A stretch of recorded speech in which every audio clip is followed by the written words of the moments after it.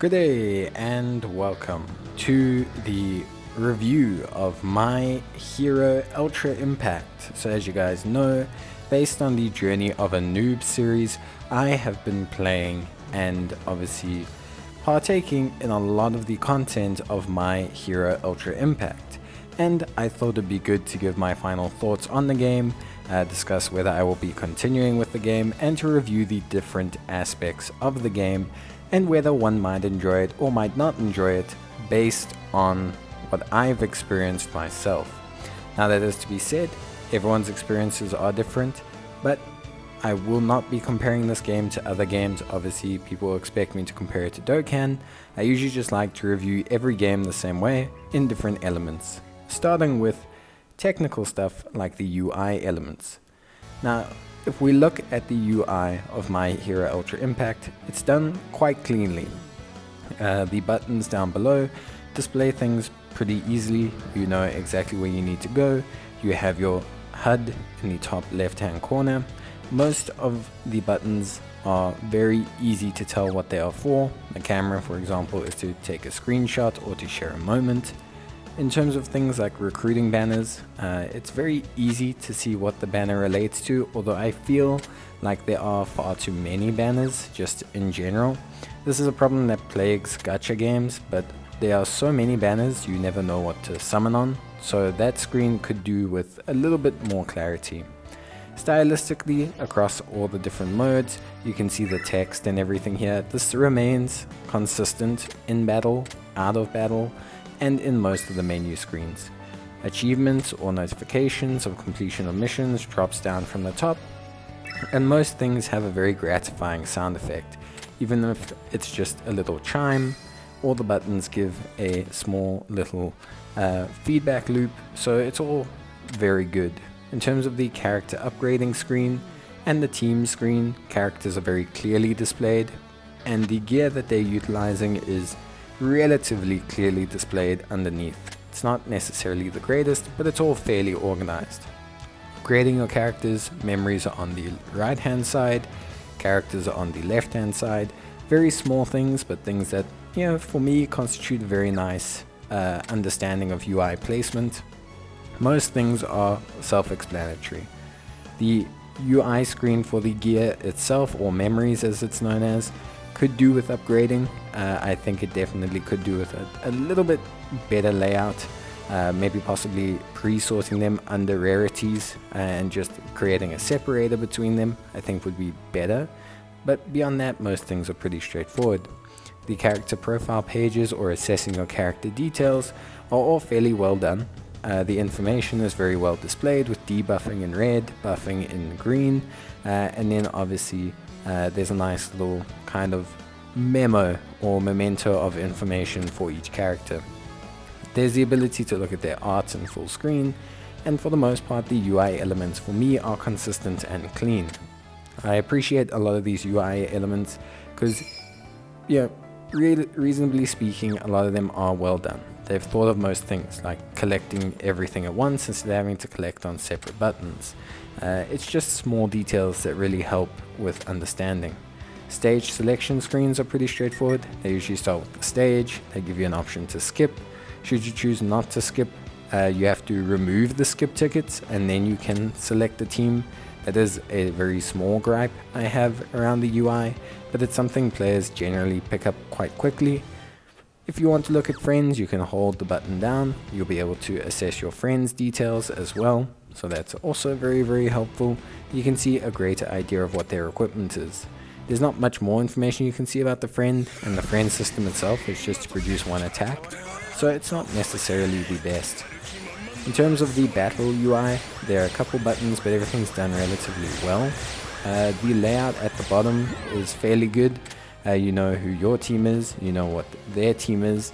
You can hold down on each skill to see who it affects and what it does, should you need a reminder. And then of course you can see the typings of the enemies based on the color. The type advantage screen is always displayed, which is very, very good information and crucial to how the game is working. And then of course you have the target button, you have the speed of the battle button, and you have whether to elect auto as well. You also have the menu, which will allow you to adjust certain things or see certain information about your characters or the opposition. And yeah, for me the UI is consistent and clean. It's a little bit too clean in that it's a little bit too generic, but I think it does its job well, considering My Hero Ultra Academy doesn't really have the biggest kind of understanding of its aesthetic appeal. I think it kind of sells this comic book appeal, which is pretty good. If we're going to talk about audio, in terms of music in general, the game starts out with this very nice backtrack to the menu. It is the same backtrack every time. I wish it would change depending on your memories or maybe your characters, but it doesn't do that. So if you've set a certain character or a certain memory, it won't play like the All Might theme. Pressing the buttons gives a decent feedback loop. Selecting an option gives a little tick. Moving back through a menu gives a little bit of a kind of back sound, I guess. Leveling up gives a very satisfying shing. All these little small noises on the UI elements are very good, as I mentioned under the UI. Selecting a battle mode does change to the more classic All Might battle theme, but it's consistent across all the battle modes. So if you go into VE battle, if you go into PvP, it all remains the same. It doesn't change in those menus themselves. When you enter into battle, there are a couple battle tracks that will play, which are pretty nice. Another cool thing is that the characters have like not fully voiced lines, but they have little I would say distinct noise interactions is probably the best way. This power-up sound at the beginning of the battle is terrible, and they really need to make it not do it for every single buff, because once your team starts getting good gear and you start buffing your team, it's really bad. That whole is really not entertaining. The moves themselves have a decent feedback loop. The characters usually give some kind of noise to indicate that they're attacking, which is very good, or taking damage, for example. The attacks themselves do have some sound effects. For example, in that case, Deku, usually the UR characters will say the name of their move, for example, or something like that. And there's a decent amount of feedback loop. If characters knocked out, they'll make a noise. If a move makes contact, it will make a noise, the shattering of the ice. If it crits, you will also get a little kind of raised noise.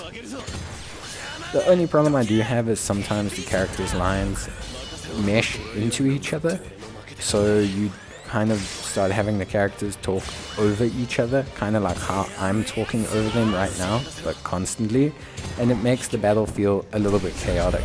You could say that plays into the game's favor, making it feel slightly more organic, but to me, after a while, it just kind of made things seem a little bit inaudible and a little bit messy.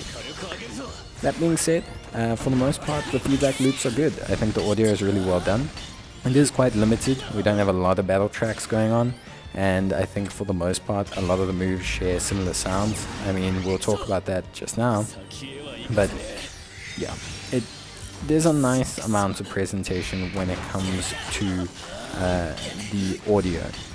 Generally for UR characters, I mean, you saw Todoroki there with his SR, Ultra attack, not really the most exciting, but for the UR characters like Kachan, the audio is much better, generally more associated with the move, as you can kind of see here.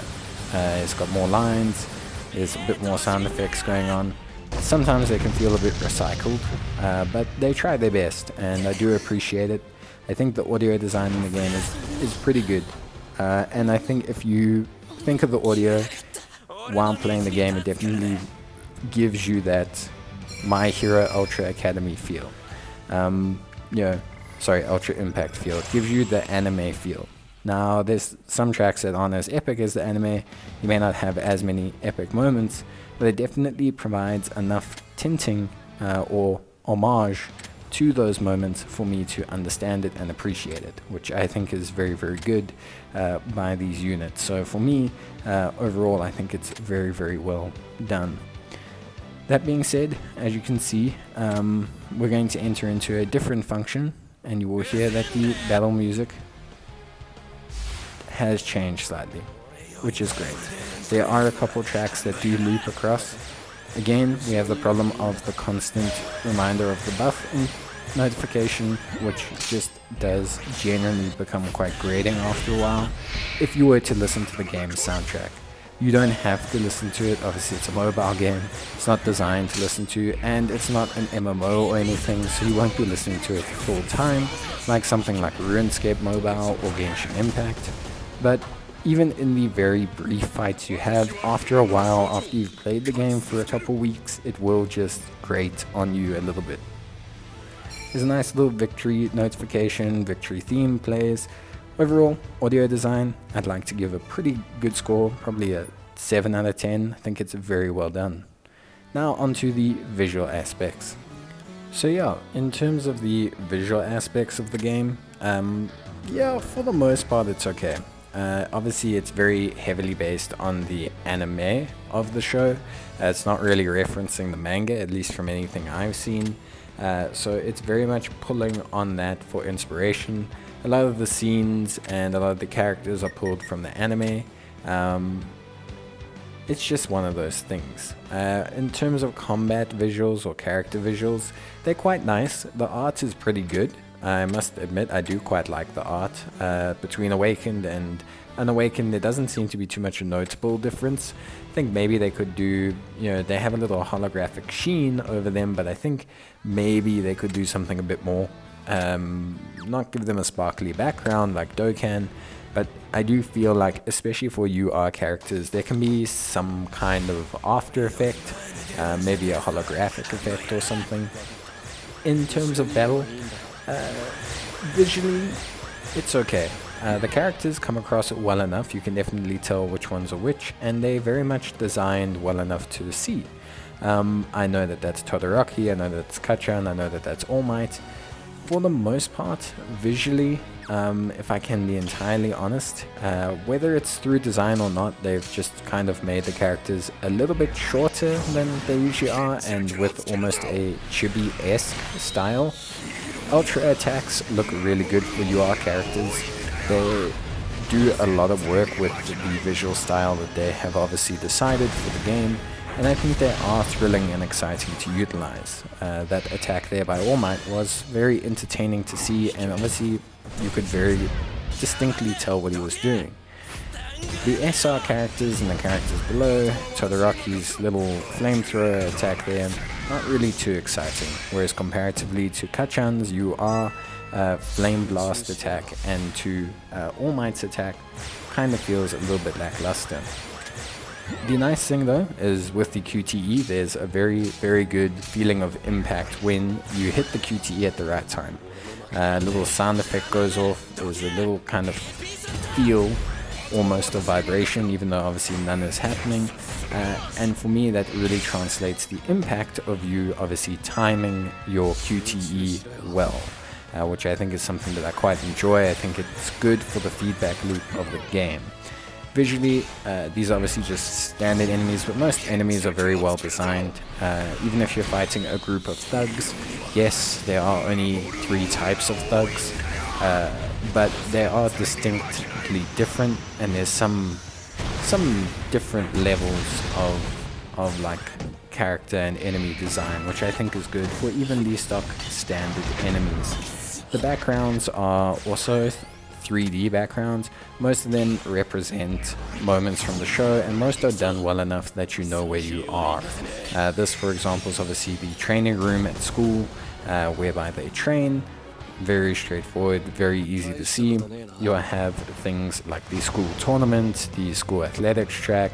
You'll have places like obviously the abandoned warehouses from the show where they fight a lot of villains.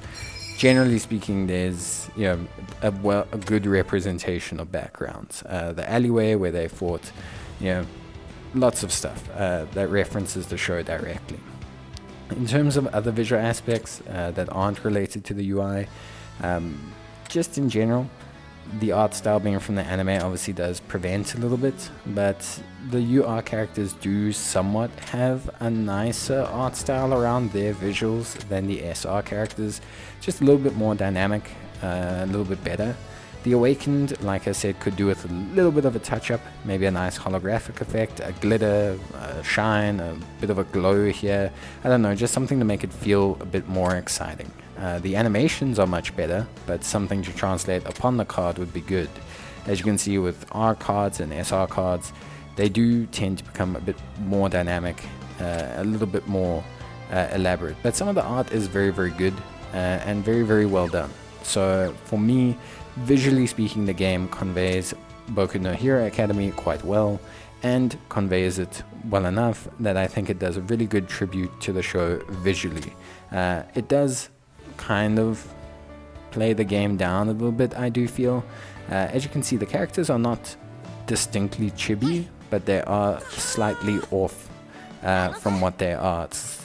It's a little bit off-putting. There's no real way to say it, because they didn't go the full route. They kind of did a half and half. So instead of being fully chibi-esque, they've decided to kind of half it. And so for me, it's just kind of thrown the characters a little bit out in terms of their 3D models. That being said, visually speaking, most things are fine, and I think remain consistent throughout the game. Now let's talk about the idiosyncrasies of combat. So yeah, when we look at combat in this game, combat is comprised of, generally speaking, your team selection. So, and it's going to depend on what event you're running. But most game modes result in a boss fight. Generally you're fighting 1 or 2 enemies, or you're fighting waves of enemies. You will construct your team based on this, but you need to keep in mind things like the type advantage, and you need to keep in mind obviously how your team meshes together. We'll talk about that a little bit more in the hero progression mechanics, because obviously it is something important. But just to take note that during combat, obviously this typing is very, very important information. As you can see, we're going to build a strength-based team to take on a mind or knowledge-based opponent. And it's very important that you do this because the type advantages do account for quite a lot of strength. So, with that being said, we'll jump right into combat and we'll just discuss how it essentially works. So, when you do combat, your team is broken up into your team and the enemy team. So when your team goes is based up entirely on the speed stat, and that will also play into your skill chains. As long as one of your units goes first, your skill chain will go first for all the units. So not every unit has to be high speed when it comes to abilities, but their basic attacks will go off in a set order afterwards. You can see that at the bottom here. You can see it currently says 4th, 2nd, 3rd. However, obviously if we select skills, that will change and you will see a second button go off as well. So you can select which unit to target. This is important. And also you need to bear in mind your abilities. For example, All Might's ability will do increased damage if the opponent is in critical hit rate down status. Now at this point there's no negative status effects on the enemy character. If we take a look at our other units, we can see that they also do certain effects. So of course there's a chance to burn the enemy here, but also to decrease their critical hit rate by 20%. As you can see, firing that ability first will mean that it will possibly trigger All Might's passive on his attack. So there you go, that's kind of how they all mesh together.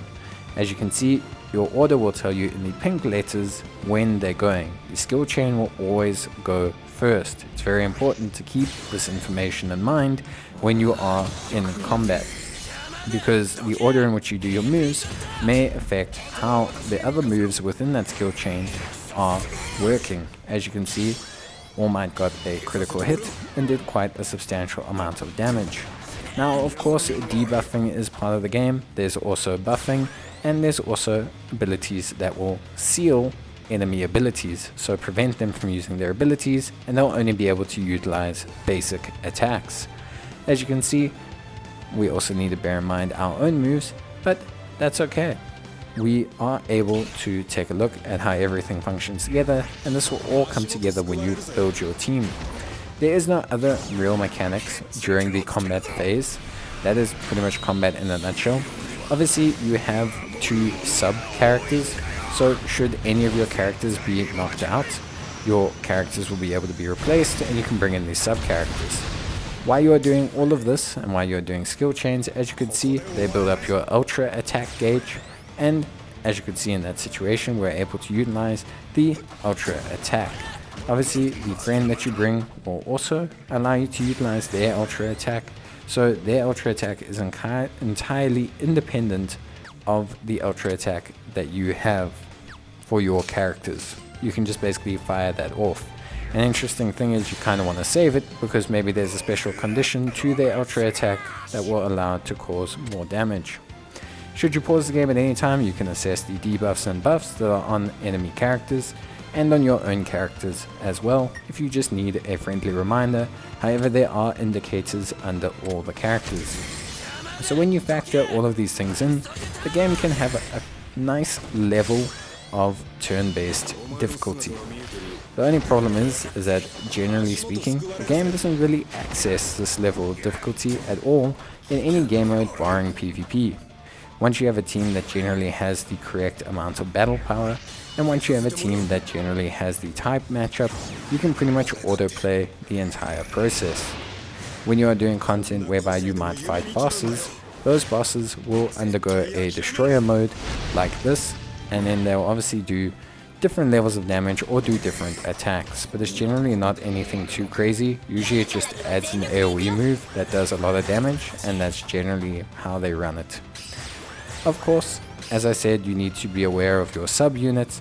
Maybe you have a healer in your sub-units, so that when your 2 main units are low or a unit is knocked out, the first unit to come in will be a healer to heal your team. That's just something you can implement from the team building side, but there is no way to intentionally sub in your units, barring making a unit that tanks or is intentionally knocked out.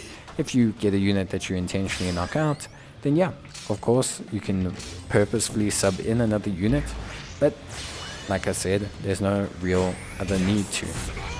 Just on the QT system or the QTE system, it's okay, it's implemented quite well. As we discussed under the feedback loop, there's a nice level of feedback, but timing the abilities has quite a wide open window, and as long as you get it vaguely in that window, you generally seem to do okay. There's nothing really else for you to focus on. So once you've set up your team, you just need to correctly choose your moves and choose the correct target, and that's the level of depth mainly. Once you focus on the correct target and once you have the moves go off in the correct order, generally speaking, the game then plays itself. A lot of units will have long cooldowns between moves, and there are sometimes turns when you will not do anything, sometimes for 1 or 2 turns in a row, and you just have to click turn start and watch your units auto attack. Some units are designed for this, but a lot of units are not. So there can be some downturn in the game. It's also suggested from my side to not generally run single skills off of units, and rather wait for skill chains to up your gauge or to create interaction between them. It's generally not worth it just for the single damage the skill might give, unless of course you're trying to rapidly finish off the boss or he's on his last bit of health. So that kinda sums it up for the combat mechanics themselves. The game itself is relatively fun to play in moments when it's challenging. Things like the V-Tower are really great fun, but they don't last forever and they cap out quite quickly. I myself am already facing S-tier V-Tower and have cleared 3 of them, and I'm only at rank 50 a couple weeks into the game. So those are fun, but once you pass them they can get a bit weaker. So yeah, that's it for combat, but then now let's talk about how you upgrade your units. So units are teams are comprised of 2 main factors. Obviously team construction, bearing in mind the unit's abilities, but also of course the units themselves along with their memories. Those are the 2 most important things to determine whether a unit's functioning. Now memories usually bring along with them just raw stat increases. As you can see here, it's giving me 6,964 health, etc. But also bring a whole bunch of passive effects. as you can see here, increasing unit health, increasing unit speed. Some of these are dependent on the hero you equip them on, so some will obviously be better on a strength hero, or they'll be associated with the hero's affinity, or whether they are a hero or a villain unit. So as you can see here, if you go on the profile, you can see there that he is a UA high school teacher, but of course, certain abilities will work better with him, certain memories will be associated with him.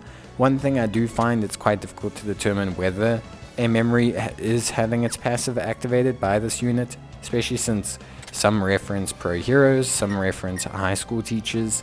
So obviously All Might's not a pro hero, but he is kind of a pro hero.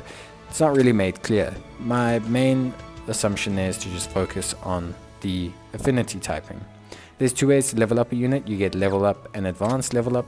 Level up is the raw level of the unit and will increase all its stats, whereas advanced level up is kind of like just permanent stat increases that cap out at 5,000, 1,000 and 1,000. You will need a different item for those, but they're available in the gear shop every day. It doesn't take too long. It's just a permanent stat increase. There's no real other effect. Then we get to awakening boards. Awakening boards have two different parts, the basic route and the piece route. The basic route, you utilize items that you receive from the story or quest mode or from numerous events, and you can use these to unlock incremental upgrades. For example, extra health, extra speed, extra power. They're usually nothing huge, basically totaling like a percentage point or so, but when added up they can obviously mean a lot. The most important is the level up of skills and the awakening, as a lot of these will increase your skill performance and will also increase your unit stats across the board, which is very, very good. And that's it for obviously the kind of basic system. Like I said, it's nothing too crazy. You use the quest mode. Once you complete the quest mode, you can farm all these items, and then you can slowly upgrade them. It does take a while, but eventually you'll get there. Or you can use orbs, which you can buy for currency, and you can use those instead. The piece system is the dupe system, and we'll talk about that just now. But the pieces essentially you get from trading in stars or by getting copies of the unit. Mainly trading in stars is how you're going to get it, and you can use those pieces to upgrade the unit. The piece route is only one page and has generally quite a lot on that page. All upgrades, leveling up skills, it awakens units, and it unlocks level limits. So it's a very, very important page, which is why dupes are very powerful, because it's going to give you an extra 10 levels overall, which does quite a lot of work, especially when you consider the stat increases. The final part when it comes to characters or to the heroes portion is EX skills. EX skills are basically just passives that you insert. You get 3 levels of EX item. You get the kind of silver one, you get the bronze, copper, red one, and you get the gold one. The gold one, generally speaking, will provide your character the biggest upgrade. However, it's very difficult to confirm, as sometimes the BP bonus from a silver will be slightly higher than maybe the worst bronze one you can get, because the upgrades are RNG. They're entirely dependent on what you roll at a certain time. They will have a little star next to them if you manage to roll the highest stat for that run, and you can use character pieces as well. Something I do wish you could do is roll individual stat lines, much like how DB Legends eventually added in the ability to re-roll individual stats on items for a cost. For me, it would just be nice, like in this situation where I have 2 of my stats already starred on a gold item, to just rerun that final line there. Next we get into memories. As discussed previously, memories give raw stat bonuses. That's determined by their level. Generally speaking, SR and rarer medals start with a higher level cap increase than other memories. So a N memory, for example, has a much lower limit of levels. These can all be increased by memory awakenings. Memory awakenings are when you feed dupes into memories, or you feed upgrade material. The upgrade material is very rare, but can be used in replacement of a dupe. So if you have a summonable UR memory and you want to get it to max, you can use 3 UR awakening medals, and those will count instead, even though they are quite rare. Upgrading or awakening the memory essentially or limit breaking the memory, essentially increases its passive parameters and also will increase its ability overall. And then it also has an EX system identical to the hero one, along the same premise. You can increase skills and give them a passive. If you get a star, that means that they're maxed out. If you don't get a star, it means they're not maxed out. And it's an RNG system as well. Unfortunately for support memories, you only have the item to utilize. You cannot utilize any other item to kind of display or replace this. As you can see here, we've changed it, and you can select between the two, so you do at least get that level of control over it, and you can then decide if you want to replace it. Generally the BP's a good indicator, but sometimes it's not always the case depending on the unit, so you want to bear that in mind. And yeah, overall that kind of summarizes all of the character upgrade points and the progression systems. As you go along, you will continue to awaken their ability board that will increase their level limit, and you will continue to level up them, and eventually you'll kind of max them out. You can go to the gear shop, and here you can buy a whole bunch of items. As I mentioned before, the advanced leveling items you can buy, but using the various currencies you can get certain things like orbs, items, and of course shards. So these shards you can buy with stars. You can also buy shards from other areas of the game, but stars are going to be the currency that you get when you summon and already have that unit. So it's kind of like a pity system. You get 1 star for rare characters, 2 stars for an SR character, and 20 for a UR character. So it's pretty cool in that perspective. When you summon, you'll also get recruit EX points, and these are your kind of pity system on a banner. So if you summon on one banner, a lot of times you can exchange those points for memory shards of certain characters or for the character themselves, although it costs 300. So now that we've spoken about how you can create your teams, let's talk about what you can use them in. So yeah, in terms of game modes, there's quite a few, but some of them aren't really that great. So we'll touch on the first one, which is obviously the main quest. You'll be playing through this immediately from the start of the game. It's very, very easy. You'll work your way through this as you power up your team. It's very cool. It does recount obviously a couple of the seasons of the anime. It's obviously following that. Whether they'll update this in future, I'm not too certain. Maybe they will, maybe they won't. Right now it also has a hard mode, so it kind of takes you through the first season, I guess, or first season and a half or so of My Hero Academia, which is cool. And then yeah, that's great. You get level up quests.